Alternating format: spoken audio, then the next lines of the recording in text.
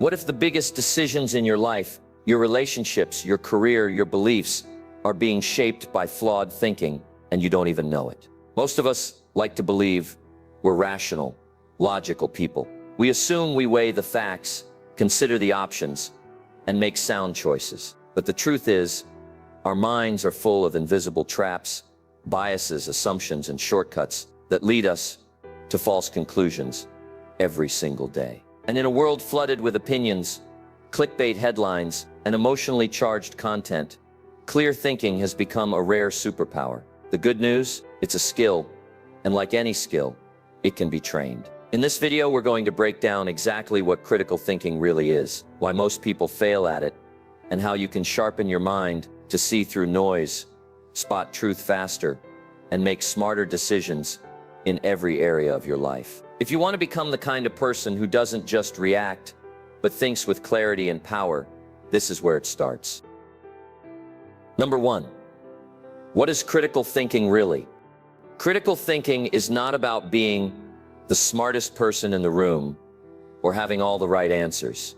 It's about asking better questions. At its core, critical thinking is the ability to think clearly and rationally by questioning assumptions, analyzing information, and making decisions based on logic rather than emotion or bias.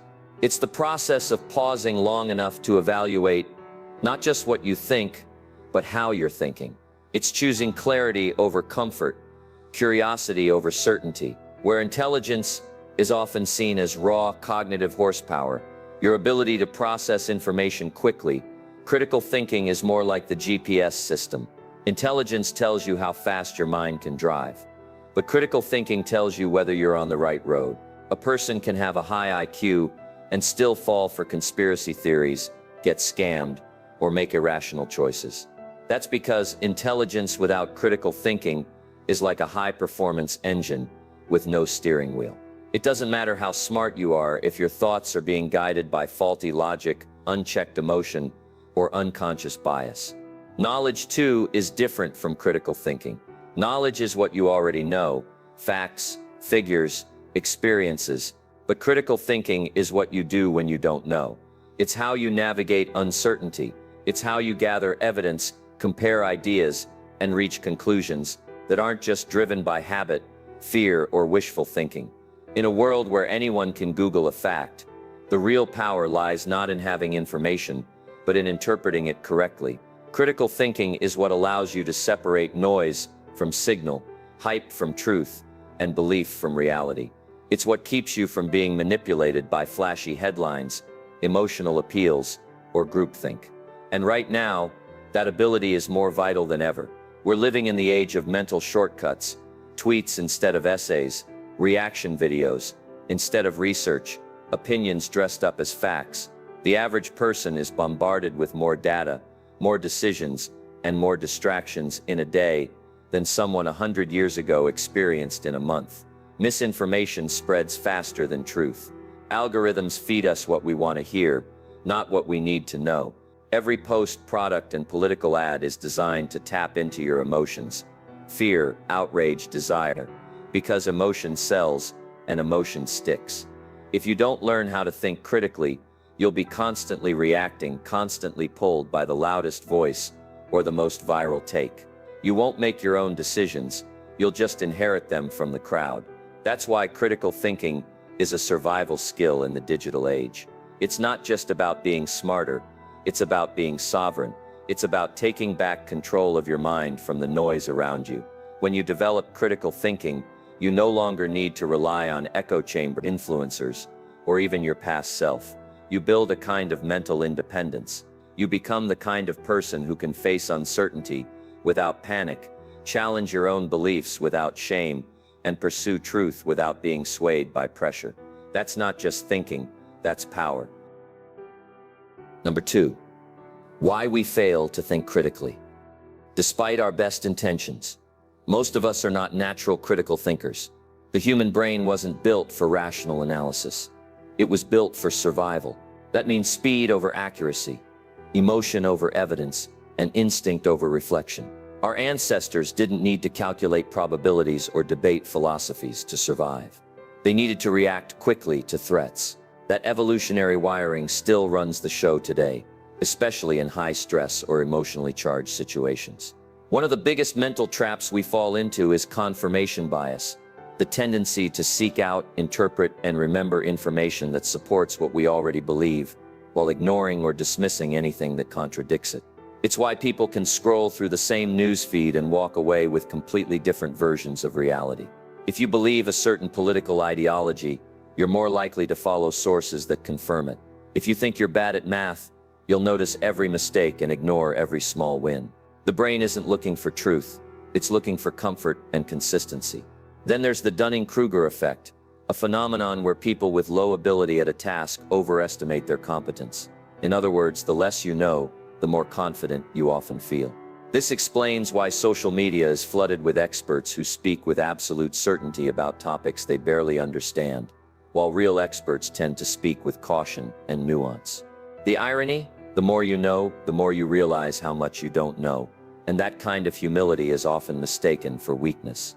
This leads to a world where loud voices dominate over wise ones, and critical thinking gets drowned out by confidence without substance. We also rely heavily on mental shortcuts or heuristics to navigate our busy lives. These are rules of thumb the brain uses to make decisions quickly, like assuming something popular must be good, or that a repeated statement must be true. These shortcuts are not always wrong, but they're not always right either. They save time, but they cost clarity. That's why marketers use repetition, why politicians rely on slogans, and why viral misinformation spreads faster than careful analysis. Our brains love fast, simple, emotionally satisfying answers, even when they're wrong. And let's not forget the power of groupthink, our deep psychological need to belong. When everyone around us thinks a certain way, we tend to go along with it, even if it clashes with facts or logic. This shows up in everything from cult mentalities to corporate decision-making disasters to everyday peer pressure. We're more afraid of being excluded than being wrong. Social media amplifies this instinct by turning every post into a performance and every disagreement into a threat. The more emotionally charged the environment, the less likely we are to think critically, and the more likely we are to just react. In short, critical thinking doesn't fail because we're not smart. It fails because we're human. Our brains are constantly looking for the path of least resistance, but awareness is the first step. Once we understand these hidden forces, we can begin to resist them. We can train ourselves to pause before reacting, to question before agreeing, and to choose clarity over comfort. Because if we don't control our thinking, something or someone else will. Number 3. The 5 pillars of critical thinking. Pillar 1. Curiosity over certainty. The first and perhaps most fundamental pillar of critical thinking is choosing curiosity over certainty. Most people walk through life desperate to be right, but the best thinkers are obsessed with understanding. Curiosity means asking, what don't I know? Instead of insisting, I already know this. It's the willingness to challenge your own beliefs, to entertain ideas that make you uncomfortable, and to ask deeper questions instead of clinging to shallow answers. When you're curious, you're not just collecting information, you're exploring possibilities. You stop judging every piece of input as either agree or disagree, and start wondering, what if? Curiosity keeps your mind open and flexible. It turns disagreement into dialogue. It transforms mistakes into learning moments. The curious thinker doesn't fear being wrong. They fear stopping short of the truth. In a world where everyone is broadcasting their opinions, curiosity invites you to listen, to investigate, and to think beyond the obvious. It's not weakness to question what you think you know. It's wisdom. Because growth only happens when you stop trying to be right and start trying to learn. Pillar 2, awareness of bias. The second pillar is developing awareness of your own biases. Everyone has blind spots, ways we misinterpret the world, not because we lack intelligence, but because we're human. Biases are mental shortcuts that helped our ancestors survive. But in modern life, they distort reality. Confirmation bias makes you ignore information that challenges your views. Anchoring bias causes you to cling to the first piece of information you hear, even if it's irrelevant. Availability bias tricks you into thinking something is more common or true, just because it's recent or emotionally charged. These distortions are subtle and often invisible unless you actively look for them. Becoming aware of your biases doesn't mean eliminating them. It means questioning your initial reactions and assumptions. It means asking, am I seeing this clearly or just how I want to see it?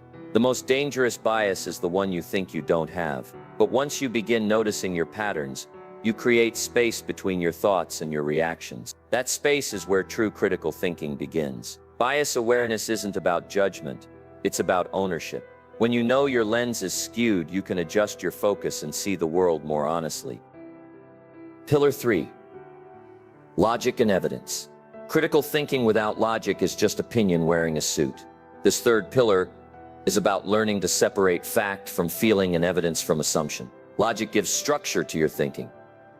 It helps you identify flawed arguments, recognize false cause-effect relationships, and evaluate claims with discipline rather than emotion. In an age of viral content and clickbait headlines, this is more crucial than ever. A claim may feel true, but that doesn't make it real. Emotion is powerful, but it's not proof. Evidence is. Critical thinkers learn to ask, what's the source? What's the data? What's the counterpoint? They don't just accept statistics, they question how they were gathered. They don't fall for anecdotes. They look for patterns. Logic doesn't make you cold or detached. It makes you precise. It trains you to resist manipulation, to pause before reacting, and to analyze before deciding. The more you rely on evidence over emotion, the more consistent and grounded your thinking becomes. You start to see the difference between opinion, propaganda, and truth. And in that clarity, you gain power. The power to choose based on reason, not reaction. Pillar 4. Perspective taking. The fourth pillar is perspective taking. The ability and willingness to step outside your own worldview and genuinely consider someone else's. This isn't about agreeing with every opinion. It's about understanding why someone might hold it. Critical thinkers don't just ask, what do I think? They ask, what would I think if I were them? Perspective taking breaks the illusion that your way of seeing the world is the only way. It softens judgment and opens the door to empathy. It also sharpens your arguments, because when you understand opposing views, you can respond with clarity instead of defensiveness. In today's polarized world, this skill is rare and revolutionary. Social media encourages echo chambers. News algorithms feed us what we already believe. It's easier than ever to demonize people who disagree with us. But when you take the time to see through another lens, even one that challenges you, you expand your thinking. You start to see complexity where you once saw simplicity. You discover nuance instead of caricature. Perspective taking isn't weakness. It's depth. It builds bridges instead of walls. And it's one of the surest signs that your thinking is mature, flexible, and powerful. Pillar 5. Intellectual humility. The final and most grounding pillar is intellectual humility. The recognition that you don't know everything, and that's okay. In a world that rewards confidence and certainty, it can feel risky to say, I don't know. But this simple phrase is the beginning of all growth. Intellectual humility is the ability to admit mistakes, to change your mind when new evidence appears, and to stay open to better ideas. It means valuing truth over ego. It means realizing that being wrong doesn't mean you're broken. It means you're learning. Humility keeps you from clinging to bad beliefs just to save face. It keeps your identity from getting wrapped up in being right. The most dangerous thinkers aren't the ones who know little. It's the ones who think they know everything. Real strength lies in questioning yourself without crumbling, in holding your beliefs lightly, and in being curious enough to evolve. Intellectual humility doesn't mean you lack confidence. It means your confidence is based on self-awareness, not self-delusion. And in a noisy world full of certainty, masquerading as truth, humility might just be your greatest strength. Number 4. Real-world applications. Critical thinking isn't just a concept for classrooms or debates. It's a real-world superpower that shapes the quality of our lives in every area.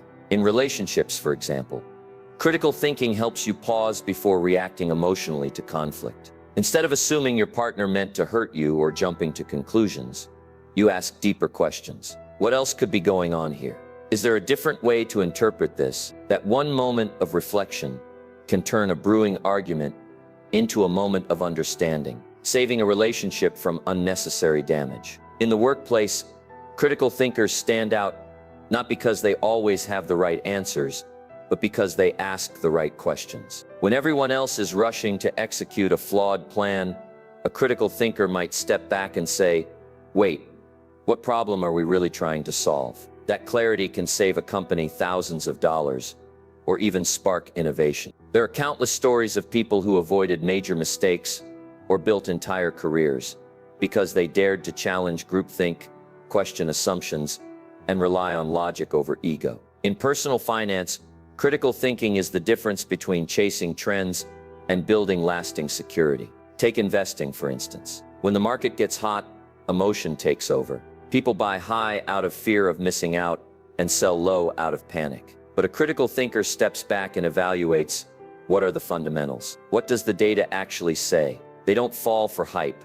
They think long-term. That mindset isn't glamorous, but it leads to smarter, more sustainable wealth. Or look at media consumption. In a world full of misinformation and outrage-driven headlines, critical thinking is your filter. It keeps you from reacting to the first thing you read, from being manipulated by algorithms, or from sharing misinformation just because it aligns with your views. Instead, you ask, what's the source? What's the agenda? What's missing from this story? That habit alone can keep you more informed and less reactive than 90% of the population. Even in personal growth, critical thinking plays a quiet but powerful role. When life gets hard, most people blame circumstances. A critical thinker looks inward and asks, what patterns am I repeating? What belief is holding me back? That question might lead to therapy, a career pivot, or the courage to walk away from something that's no longer serving them. It's not about having all the answers.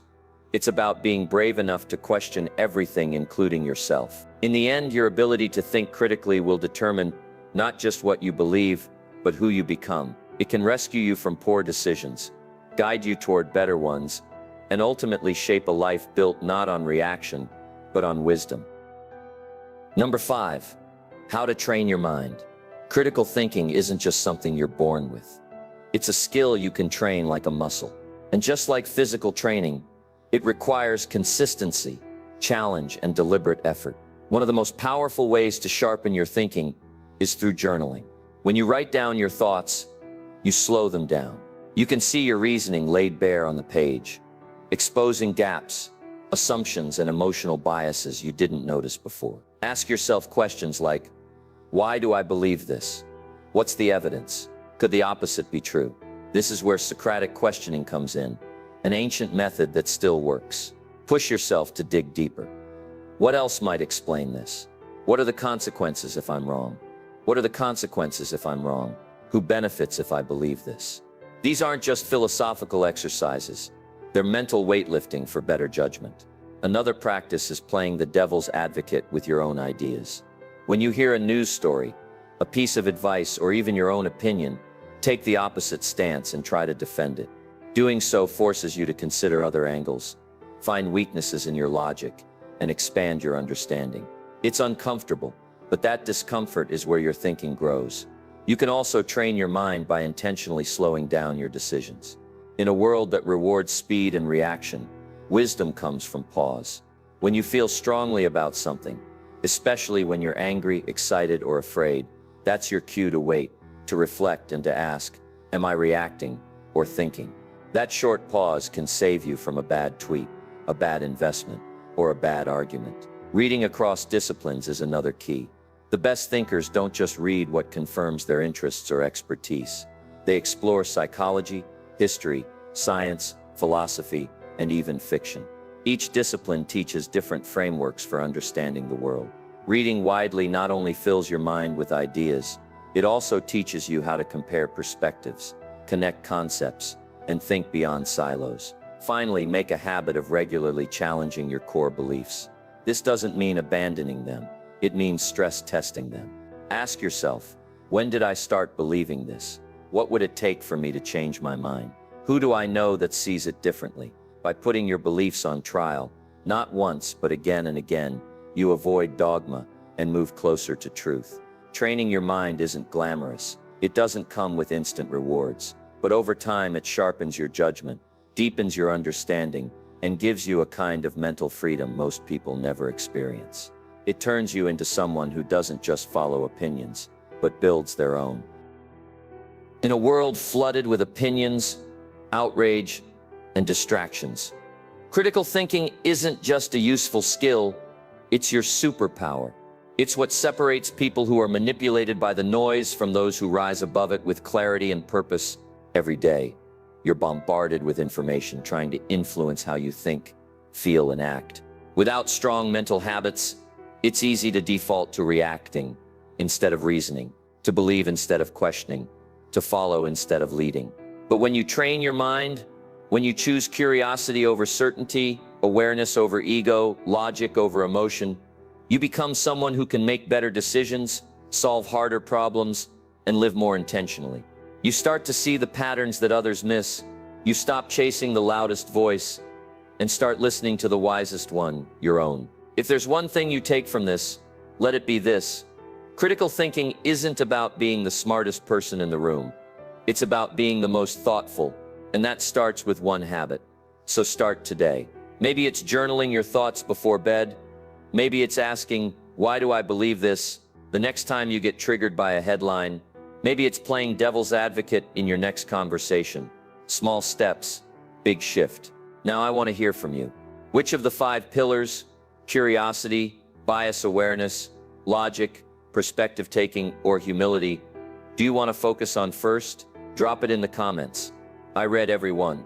And if this helped you, give it a like so more people can see it. Hit subscribe for more deep thinking content every week. And if you're ready to go even further, check out the next video, the hidden biases that shape every decision you make, or mental models that will upgrade your thinking instantly. Your brain is your most powerful asset. Let's start using it like it.